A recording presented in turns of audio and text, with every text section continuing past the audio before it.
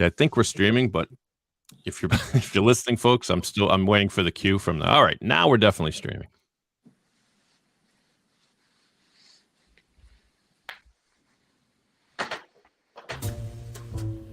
Welcome to Outwitting the Manipulator, the podcast that gives you powerful techniques to protect yourself as a manipulation is taking place. Now here are your hosts, authors, and communication experts, Robin Galinsky and Dr. Dennis Becker.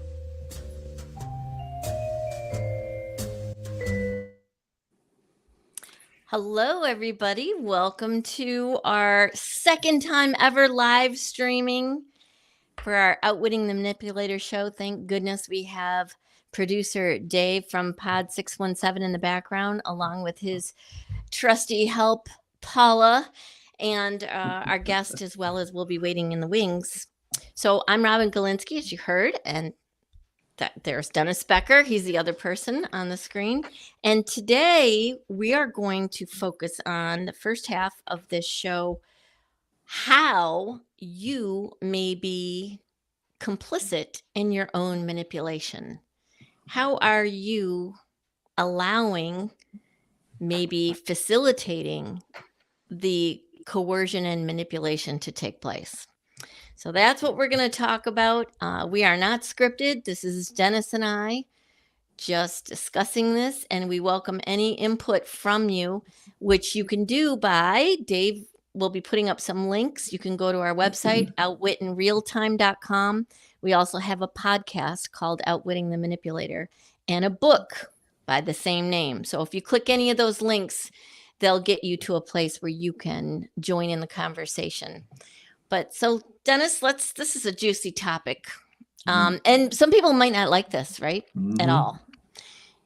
Because it's just so easy to blame someone else. And that's mostly what we do here, is we blame things on the manipulator. And we try to help you protect yourself from those manipulators. But there are times and places when you may not be the manipulator, but you surely may be in compliance with him and you may, or her, and you may be helping it and not even knowing it. And that's what we want to talk about today. Well, actually, you have to, if you think about it. So no one can manipulate you unless you are engaging with them. It all begins with a conversation, communication. But the compliance is really a necessary part of manipulation, if you think about it. It can't really take place without compliance. Yeah, wait a minute, Robin, wait a minute. That compliance may sound to some people like they're agreeing to it, that they know about it, and I'm okay with it. Let's go. Let's just go ahead. Yes. So let's talk a little bit more. This is why I love when we have a discussion, because we come from two different perspectives. So that is a really good point, Dennis. And I do not mean they're agreeing. No, not at all. You and I have been coaching for decades, really. And many times we find out that people who are suffering from some sort of communication breakdown, we find out that they are as much responsible as the other person, and they never even thought about it, or they weren't aware of it. So when we talk about compliance, we're not necessarily saying that you are complicit in the sense that you've agreed to it and you're helpless. Not at all. I can explain a little more where that complicitness comes from, if that's even a word. Good. It comes from wanting harmony. It comes from not wanting to ruffle feathers. It comes from feeling uncomfortable and wanting to smooth things over. It comes from all of those places where a lot of people, because the manipulator knows this about you, and that's exactly what they leverage when they are trying to get your compliance. Yeah, we've said this many times in the past, and if you haven't heard any of our podcasts or whatever, we'll just repeat quickly that you're compliant in the sense that you may become vulnerable and make yourself accessible to a manipulator. Remember, these manipulators are very smart people. They're very clever. They're very good with words and making you feel good and so forth and so on. They're very good about this. And remember that manipulators are people who are doing things that benefit them at your expense. They don't care about you. They don't care how you hurt, how you feel, what it does to you, as long as they get something out of it that they want. So it's not a matter of trying to change these people. That isn't going to happen.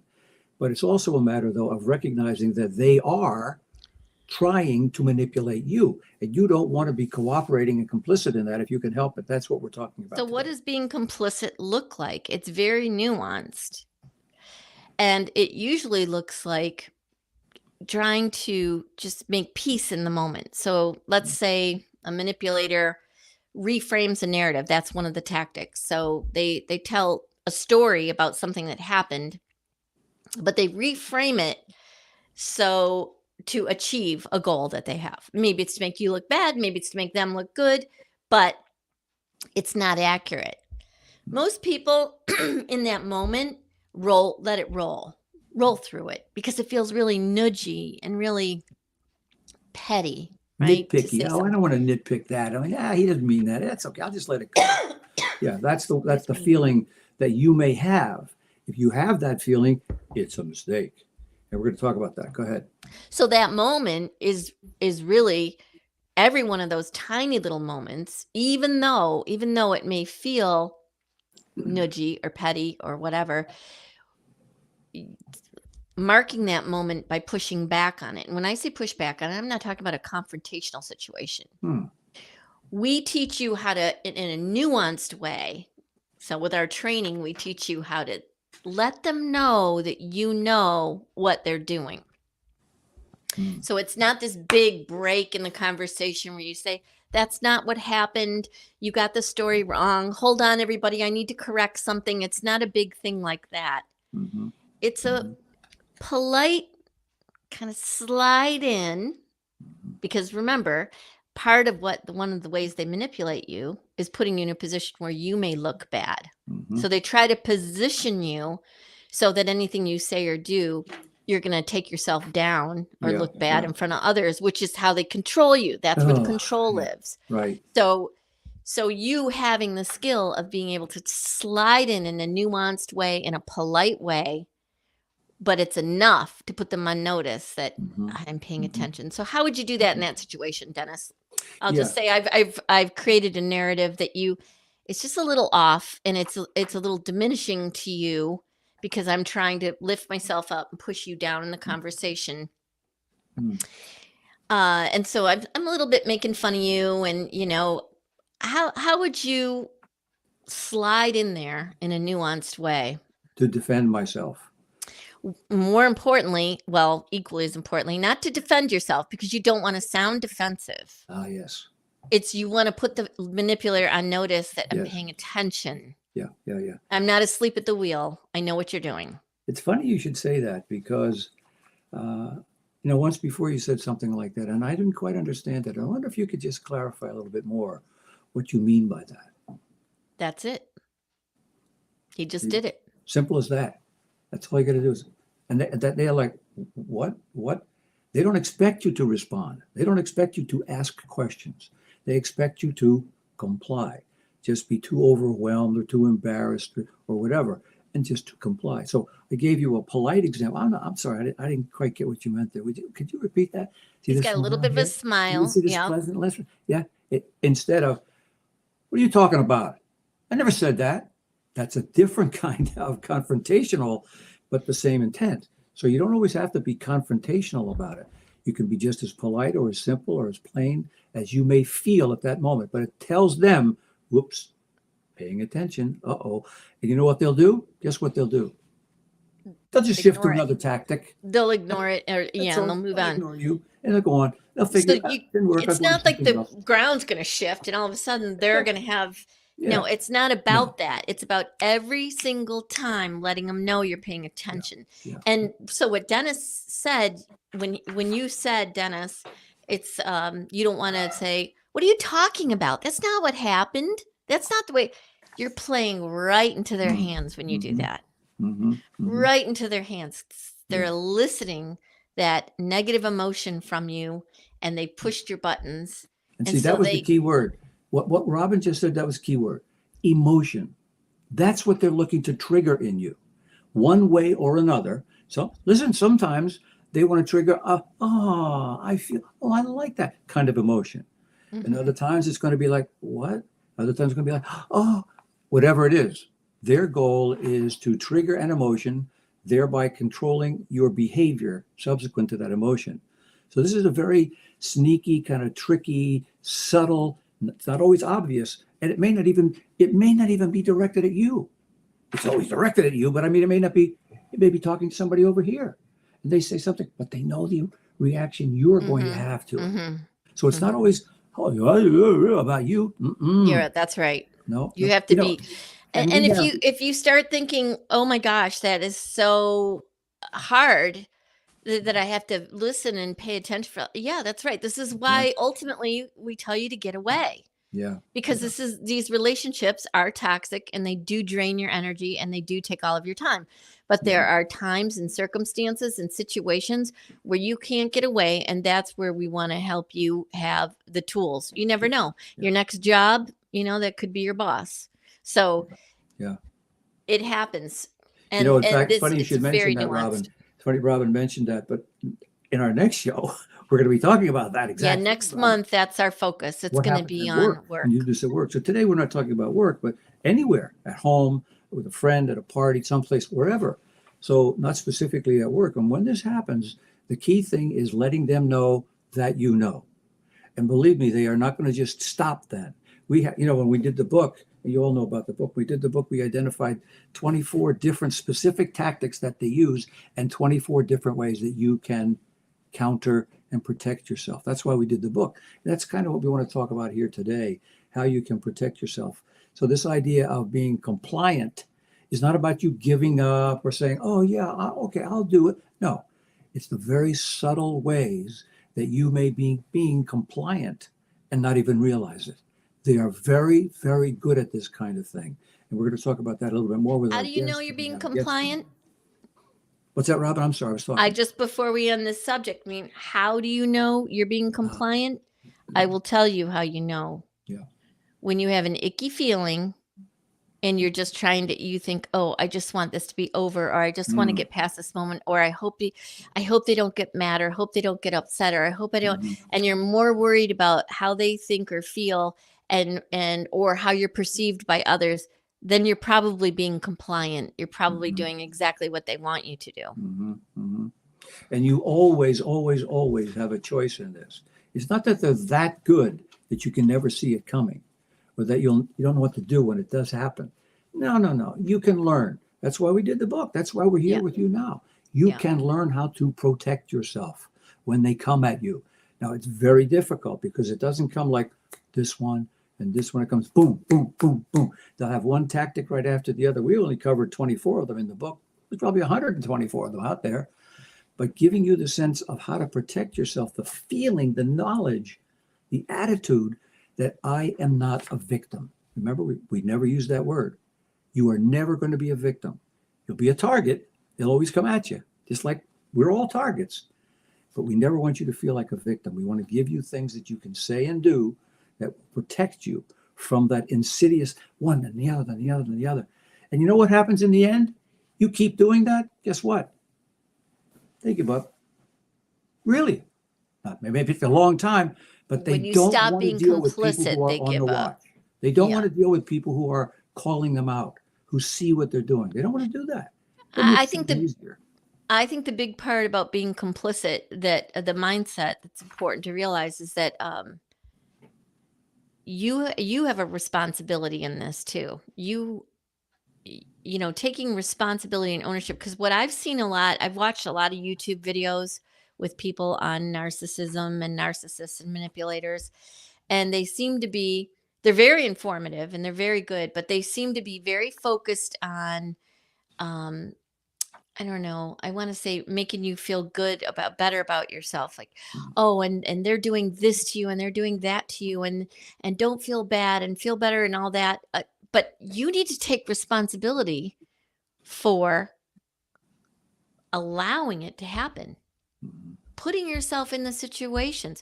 Now, I'm not saying that it doesn't sneak up on you, and some people, and certainly if you're a younger female, the most highly coercively controlled group on earth are females between the ages of 16 and 24, and typically it's an older male. So you don't know as much. There's a big power dynamic. So I'm not saying that you're not, somewhat innocent in the thing, but at the point at which you realize this is happening, you owe it to yourself as an adult not to be compliant with them, not to facilitate the manipulation because you don't want to feel uncomfortable. That's the key word, uncomfortable. Now, you're not consciously going to say to yourself every morning, I will not be compliant today. I will not be compliant today. No. Well, you could. You can try it. You can try it. Why not? But they sneak up on you. They can be very nice and very Yes. pleasant and very casual. And they're not, like I said, they're not necessarily aiming it directly at you. You may think it's something said to someone else or in another situation about a topic of some sort, but they know it's going to have an impact on you. They know it's going to affect you in one way or another. So they're very attuned to their target. And if you're a target, you may be victimized very quickly. So we want you to be attuned to how to protect yourself. And that's what this is about. You know what the hardest one, Dennis, is to not be complicit with is the love bombing tactic. Oh, yeah, that tactic. That's the hardest one. And I'll tell you, there are chemical reactions that happen inside of you with serotonin and oxytocin where, you feel that rush of warmth and love and it comes, and they are really, you could be love bombed by a regular person. You could be love bombed by a manipulator. But, there is a difference. Manipulators typically gush. They typically put you on a pedestal. They talk about your perfection. They use superlatives. And if you're someone who hasn't been treated well before or nobody's ever told you you were beautiful. And I know a manipulator who told one of my friends how beautiful she was. And she said, no one's ever told me that before. But I knew the person who told her that was the shtick. That was the shtick. And I was just like, and I could just see her just glowing and feeling so good. Well, what am I going to do? Tell her it's BS because he says it to everyone? No, I didn't have the heart to do that. But my point is that there is a chemical reaction that happens in you. You get literally swept up. It's what love songs are written about, Well, how can you react? What should you do? What should people do? Well, I think the best thing, Dennis, is what we're doing right now. Like if that hasn't happened to you yet, if you're not in the middle of it yet, because it's literally like a tidal wave that sweeps you out to sea, know that when it happens, that's what it looks like. It looks like superlatives. It looks like gushing. It looks like so many compliments, you feel uncomfortable. So it's hard to not be complicit, right? Because they're saying something nice, but it could make you feel really uncomfortable. Like, stop already. It's too much. But what happens when the guy, let's take a guy and a girl now, just for the sake, because it could be the other way around. It could happen with a girl and a guy. But let's say let's say that the guy is, really trying to be nice to her, and he really does like her, and he wants to compliment her. How can she know the difference between something that's real like that and somebody who's trying to manipulate her and catch her? How do you know the difference?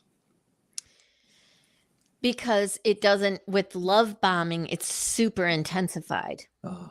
It's not just, oh, you look nice or oh, you look pretty. It's, you're freaking gorgeous. You are so hot. Do you even know how hot you are? I don't think I've ever met anyone as hot as you. Damn, girl. Damn. Do I need to go on? I mean, I get it. It goes on and on and on. And so then it's like, it's a little too much. Yeah. That's a good hint. Too much. Well, listen, we have a guest coming up a little bit. Before we get to our guest, we're going to talk a little bit about this. I'm not sure where we'll go with this, but before we do that, Producer Dave, do we have any questions from our listeners so far? Anything in the chat? What do you have? Were you sorry you asked the last one, Dennis? No, that's good. That's good. People need to know that. Good, Dennis. Yourself for a bad boy. I'm into my. This from Phyllis in Cranston, Rhode Island. Dear Dennis and Robin, I fell for a bad boy type. Got married and now have 2 kids. Now, after a number of years, I realize that my husband often manipulates me to get his way, and I often see him conning friends and family too. I still love him, but his behavior troubles me. What can I do? Aha. You want to try it, Robin?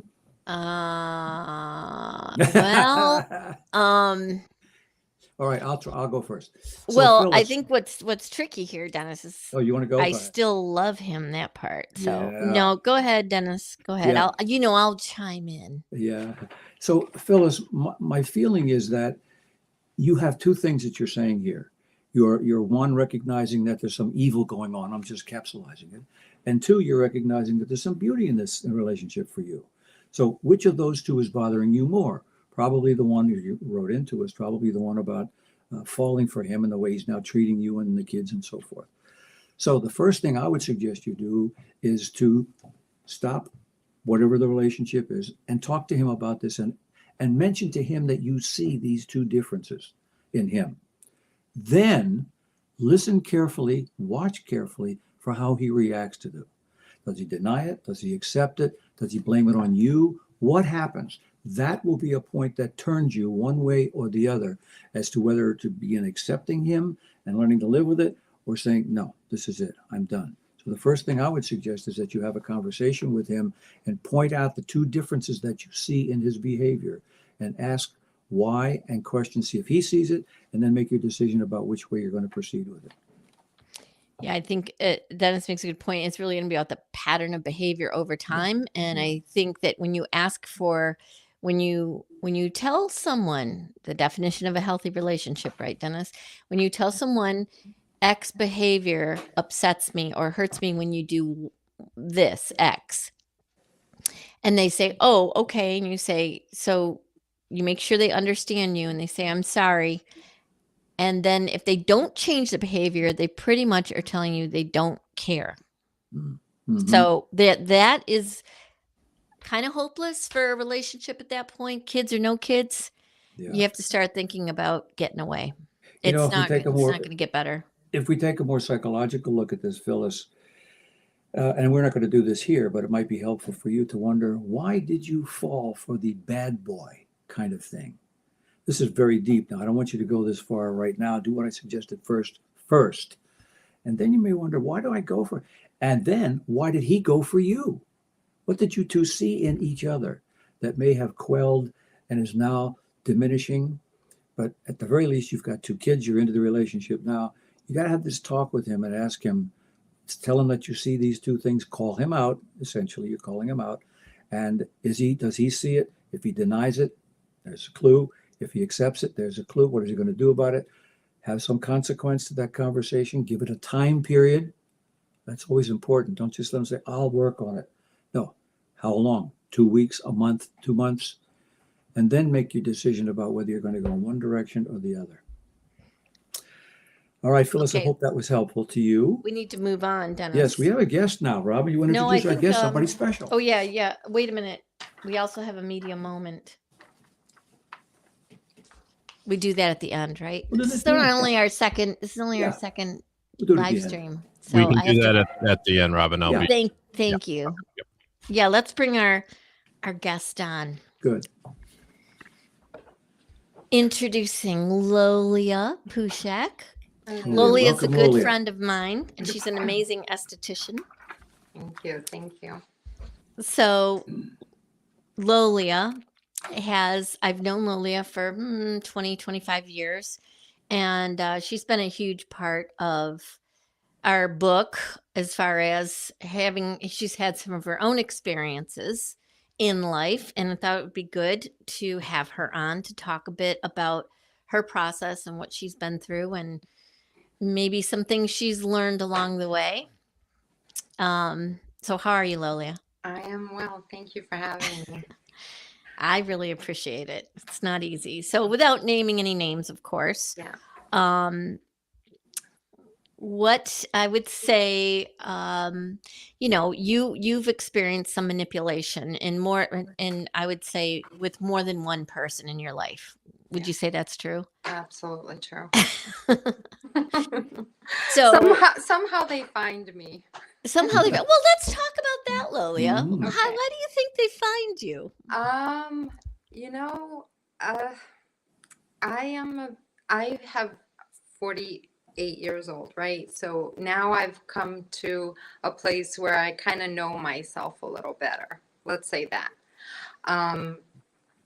And just knowing myself in hindsight, looking back as a young girl, shy, insecure, coming from a pretty crazy home life, right? Parents never got along, screaming and yelling. Mental, emotional, physical abuse there. So very sensitive young girl, very, very sensitive young girl, and looking for love, right? As a Yeah. young woman looking for love. And so, yeah, you just, you're Were a you love target. bombed? You're a target. You're just the perfect target for a manipulator. Were you So, love bombed? oh yeah, yeah. So what did your love bombing look like? Flowers, candy. I want to see you, please. You're the most beautiful woman I've ever seen in my life. You're fantastic. Oh my God, you intrigue me. You know, yeah, I was young. I was, 20 years old. I'm going to one specific right now. Yeah. 20 years old, working 3 jobs, saving money because I really wanted to travel Europe and specifically live in Italy. So definitely had this plan for myself. I'm going to do this, I'm going to have this amount of money, and I'm going to go to Italy and I'm going to explore and so really, really support this, guys, really, really supportive of that. Oh my God, I've never met anybody like you. Like, you are hardworking, you're beautiful, you're so smart, you're this, you're that. Just a lot of, and the gifts and the flowers and the candy, like I said. So, very, very, everything was elaborated. Everything was, That's a great word. big. Go big or go home. That's right. You walked on water until you didn't. I did. I was like a goddess. I felt like a goddess. Yeah. Well, and I get that. It's like a drug, really. And hindsight is 2020. And so now, in fact, you saying you're 20 is very helpful. It puts it in perspective because, as I said before, between 16 and 24, most highly targeted group is women, those ages. So Lolia, now that you're wise, you got your Getting wisdom. there. What would you say were some red flags now that you look back that you may have Oh my missed God. or overlooked? So many. And it's almost, I'm laughing now, but it's cryable, it's laughable. It's like you just want to like hit yourself in the head and be like, Yeah. what the hell? Go back did in you time and smack yourself. For sure. You just say, there were moments where there's plenty of red flags. And at the time, you mistake them. You mistake the spontaneous, fun side. And it is in that moment, right? It's spontaneous. It's fun. Let's do this. Let's do that. Let's go buy this. Let's go buy that. And it's really, you mistook it. And the true value of it is irresponsibility, Yeah. and you're laughing. I am laughing because I know that's like how that's marketed and packaged is whirlwind, Yeah. like you said, spontaneous, but then Lolia, if I may jump in just for a second, Absolutely. may I ask you, how did you first identify all of this as manipulation? When did you become aware that it wasn't just all roses and candy? Well into the relationship. After everything is now like very much intertwined. Financials are intertwined, families intertwined. So you start to one mistake that a lot of us do, men and women, is we don't listen to our gut feelings, right? Kind of like,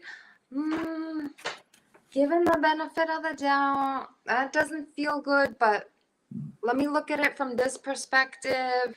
So you kind of like don't listen to your gut. You definitely sometimes ignore it. You have that bad taste in your mouth and you're like, make up 101 excuses why you shouldn't pay attention to it. Mhm. And so it was well into the relationship that I came to. I didn't have an aha moment, but those bad tastes in your mouth, those feelings of this doesn't feel good, or the eyebrow goes up, adds up. And then it wasn't an aha moment for me, but it was definitely like I felt those feelings more. And Did you have started friends? Did you have friends or relatives who were cautioning you or trying to warn you? Well, he was a great manipulator. So all of that gets intertwined, right? The relationships that he has with your friends, your family. So you definitely have those few smarter friends, experienced and seasoned friends that say to you, I don't like the way he spoke to you. Like, did you actually hear the words that came out of his mouth? So Things people like, were noticing. yeah. And noticing, that that it was a weight on you, right? So as you get together with your girlfriends and you're sitting there over a cup of coffee or a cocktail and you're like, I don't know how to handle this situation. Like, I feel this and this and this, A, B, and C. What do you think I should do? And your friend is like, you should leave him. Sounds like he's Mhm. and so you have friends, but then you have your close friends where they're like kind of walking on eggshells because they know that you're really involved at this point with, family, money, all this stuff, children. And then then you have friends that are like, maybe you should seek some counseling for yourself because that doesn't sound healthy for you. Did it ever get to the point, or is it at the point where you feel you have escaped, or you're still struggling? Where is it? Where does it stand now? I had to leave the relationship, like cold turkey leave, and it was not easy. He continued to try very hard through any communications he could have, through family members, through children, through work sources, things like that. And you just have to stop the communication, really, because and it. They don't give up very easily, do they? Yeah, they don't. So it's not easy for you either. You have to come to a place where you're like, I need to take care of myself. This is not healthy. I am not happy. This is not healthy for me. This is not healthy for my family. This is not healthy for my future, anybody else's future. And as hard as it is, sometimes doing the right thing is really, really hard. And there's fear involved, fear of the unknown, all of that stuff. Did you ever get to the point where you felt like maybe it's me? Maybe if I just do this, or if I can help him with that? And did you try to help him help himself, or did you ever get the Yeah. feeling it was you? Yeah. Seek counseling, change yourself, change whatever you could, you try. Did it Whatever work? you can. No. No. Right. Right. And that would be a no. Yeah, we've said that many times on the show that No. you simply cannot change these people as much as you may want to. And as much as sometimes they will say, yes, oh yeah, I'm so sorry. That's just another technique, another tactic rather, to get at you. No. So you're getting away from this. Do you feel better now? Is that where you are? Yeah, I'm out of it years now. But the scars are there. Scars are definitely there, and you carry those scars, and you have to come to a place where you take responsibility for your choices and your participation in it. Yeah, that's the hard thing, isn't it? Yeah, you guys hit on it a little earlier today, in regards to being compliant. because there are times where you feel so weak and broken down that you are compliant at some level. That's And right. so, and hopefully you get out of that. Some people do, some people don't. But hopefully you get out of that. And I did. I made the choice that I was not going. A friend of mine said it really well to me about 7 years ago. He said to me, when you stand in the sewer long enough, the smell doesn't bother you. Yeah, that's a good one. And that may have been one of my aha moments where I'm like, yeah, this is not right. Like, I'm just used to this, and this cannot continue. I cannot have this continue. Like, You bring up a good point, Lolia, because I've found with people that I've known in these types of relationships, they if you can get them away for a set amount of time, right? You get out of the sewer and you go into the meadow and you smell the flowers for long enough, a day or two, maybe a week. You go back to the sewer, you can smell the stink really strong. yeah, But some people know that. Some people are so compliant and they're so scared of the unknown, like you said, that they won't step out of the sewer. yeah. It's the fear of the unknown. You don't know how he or she, but in my case, it's a he, how he's going to handle it. You don't know the ripple effects of what's going to happen. And they can be ugly. They were for me. They were pretty ugly for a while. But, you know, you just have to find the strength within yourself and get the proper tools. Your book is amazing. You know, really, really get the tools to help you to get through that process. And Well, thank you for saying that. I did not tell her to say that. Just- no, she didn't.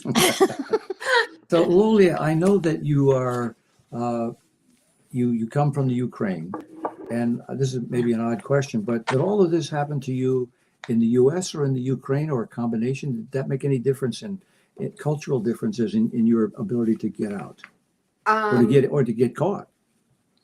Well, it happened here in the U.S. I Yeah. came from the Ukraine when I was a young child. My manipulator actually is from Europe as well. So I don't know. I mean, narcissists, sociopaths, they're all over the place. I don't think That's it right. has to do with where you're coming from, where Exactly. you know, what country, what city, what state, what zip Yeah. code. That's right. They are all over the place. And like I said, I'm just referring to one of the ones I came across in my life thus far. And I'm sure I'll come across a handful more. It's inevitable. Well, on that note, I would say, in closing, what piece of advice would you, based on everything you've been through, if you had to give somebody a piece of advice, what would it be? Who's in your situation? Maybe they got a couple of kids and Listen to your gut. Try to recognize the red flags and really honor that. Like, because like the universe turns, everything comes back. And as it turns in the universe and it comes back to you, it's coming back threefold.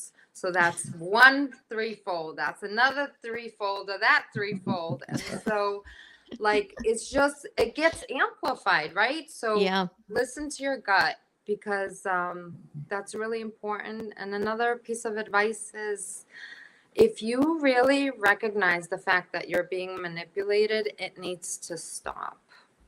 yeah, And they don't stop. No, they don't. Yeah. They It's don't. I think I haven't come across anybody who's changed. No. Like, I just don't believe in people changing. I think trauma changes you. I think I certainly am not the same person I was, 7 years ago or 10 years ago or 15, 20 years ago. So I think trauma changes people. But your core is the same. Mm-hmm. When Yep. people have those kind of narcissists, in my opinion, I'm not a doctor. I just play one on TV, right? When people are real, like narcissists, manipulators, sociopaths, personality disorders, all of that stuff, they don't change. You're right. Right. You're right. And I That's hope right. that Well, thank people you very believe much you. for joining us and sharing all of this. I mean, hearing it from someone who's actually gone and going through it is a very gifted part of this program. So we're delighted to have you. Thank you for being so open. And thank you so sharing. much for writing this book. Really, Aw. really, truly helpful. I appreciate it. Well, that's the Thanks, idea. Lolia. And I you really appreciate it. keep challenging, keep doing what you're doing because it apparently is working. So good for you. Yeah. Thank you very much again for coming on the show, Lolia. We appreciate it. Thank you. Thank you. Yeah. Thank you. Bye for now. So I think producer Dave, that brings us to media moment. Yep. Yes, Yep. indeed. Robin, I have the trailer queued up for the TV show you want to talk about. Oh, thank you. I love All right. that. But Come you know, right- just before we get to that part, let's just close off about Lolia. I think, first of all, it was so nice of her to come in and share this. It's hard for people to She's tell these awesome. stories because they feel they're admitting that they become somewhat of a victim, a terrible word. They feel as though they've been victimized. And she has the courage, which is the same with all the guests that we have. They have the courage to come in here and to say, look, I admit it. I complied. But In a not only sense. that, Dennis, they really don't want to see it happen to anyone Anybody else. That's exactly That's right. the thing. When you've been through Yeah. this, Yeah. you don't even want people you don't like to go through it. No, It's that's so exactly bad. right.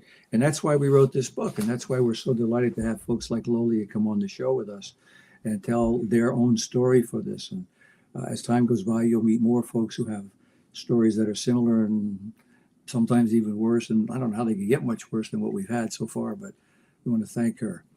And let's move on to Media Moment because it's really interesting talking about manipulation. My goodness, this Media this Moment is that we have. Introduce juicy. it, Robin. Go ahead and then Dave will play for us. So it's God Yeah, gave watch the John trailer. Paul the strength to be an unforgettable human being. Let us give thanks for the joy he spread his whole life long.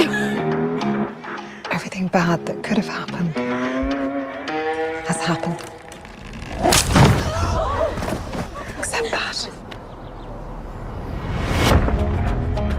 Who knows if there's foul play here, but if there is, the culprit usually shows up at the funeral. All right, Columbo. Claflin and Sons were handling John Paul's life insurance policy. Were you very close? Yeah, he was our brother-in-law. My condolences, Mrs. Williams. Oh, egg and onion. It's like you knew I was coming. Did you? She can't find out what we did. Do you like it? Can I grab my ass? I know you don't think he's a good man. Families, they're complex. I'm warning you. She doesn't respect you because you're weak.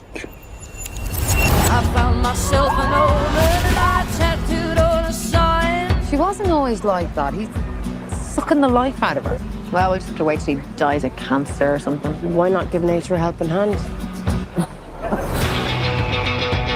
We're talking about Is that a good place to stop? yes, That's a good yes, place, boy. thank you. Oh my gosh, it is such a That's a good, great place. good show.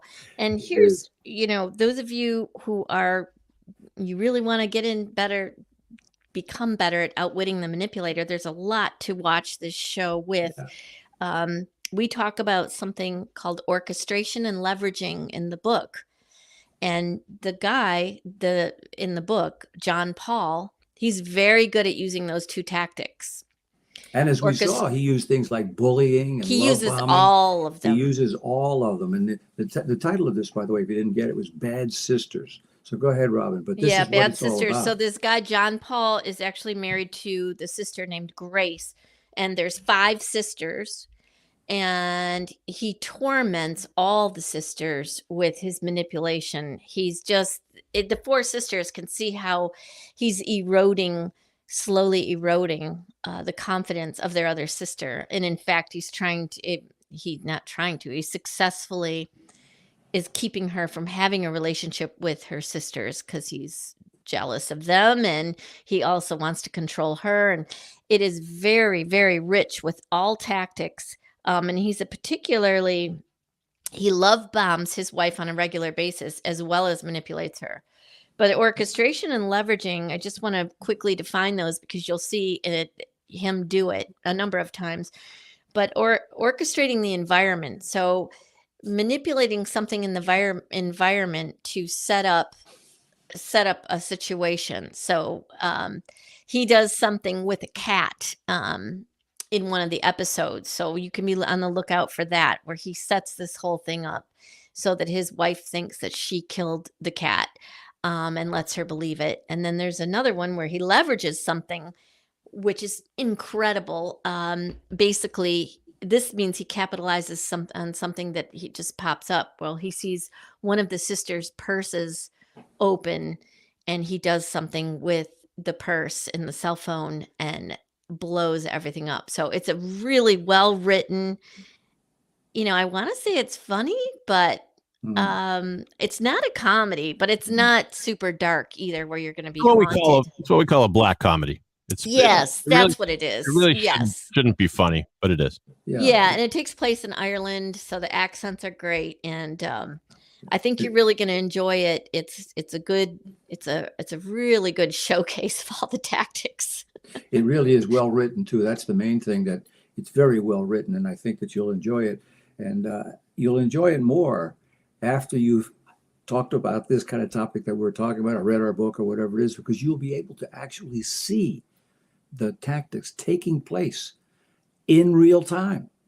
And you'll see, sadly, that the characters, the sisters, are not really equipped to protect themselves. So the story revolves around each of them and how they tried to protect themselves from him. And there's a twist at the end, which is worth it. Yeah. And I'm giving stuff away, Robin. Sorry to jump in. I'm so bad. I just to add that it is a brilliant show. Sharon Horgan, if you don't know who she is, she had this great show called Catastrophe as well. But I thought it was great because not only is the guy such a manipulator, but you see it through the eyes of his wife. And because a lot of times you see these things in a vacuum and you say, well, how could that person have been so manipulated? That person is, but when you see it from her eyes, you can kind of see why she stays with him until something happens. Yep. And I think it should be called Good Sisters, David. Well, I'm just saying. I think there's a double meaning to bad. I don't know. Badass. Badass. Right. All right. So that's our media moment for this show. And we're coming up on time. We've got about 3 or 4 minutes left in the time today. So Robin, go ahead. So our plan is to do this again on the 4th Friday of next month at 4 o'clock. 4th Friday at 4, FFF. And we're going to continue as long as we find that people find this useful and we're able to do it. The next episode, we're going to focus on manipulation at work, professional manipulation, because it can look a little different. Typically, emotions aren't a big deal at work, or emotions aren't appropriate at work. So it can be a much more subtle, if you will. So we'll talk a bit about that. Thank you for the link. If you don't have our book, you should get our book. If you haven't listened to our podcast, you should listen to our podcast. It's called Outwitting the Manipulator. You can go to the website Outwit in Real Time and find everything there. And please reach out to us with any questions, any thoughts that you'd like to contribute or like to see us focus on. And Dennis, do you have anything to add before we wrap up? Well, I just want to remind folks that as a result of our conversation today, we weren't very teachy with you today, but we wanted to remind you that if you are feeling complicit after what we talked about, if you're feeling that maybe you're feeding into this in some way, please, you haven't read the book, but think about it and think about what you have felt when someone said something to you or did something around you that made you feel uncomfortable. If you were uncomfortable with it, chances are it was something that your own nature said, this isn't right. Call it out, step back, question. You don't have to be challenging and be nasty about it, but don't let it just pass by. Don't be afraid to sort of question what's going on and what did you mean by that. And it will make you feel better, and it'll give the manipulator notice that he or she knows that they are now on notice. So don't be afraid to do that. And we'll give you more techniques as we go along. So be with us again next time, which will be 4 weeks from today, FFF, 4th Friday. of every month at 4 o'clock. And until then, Robin, anything from you? Nope, No. that's all for All right. now. Thanks to all of you, for Lolia for being our very special guest today, and producer Dave, thank you as always. This is Dr. Robin Galinsky saying thanks for listening, and bye for now.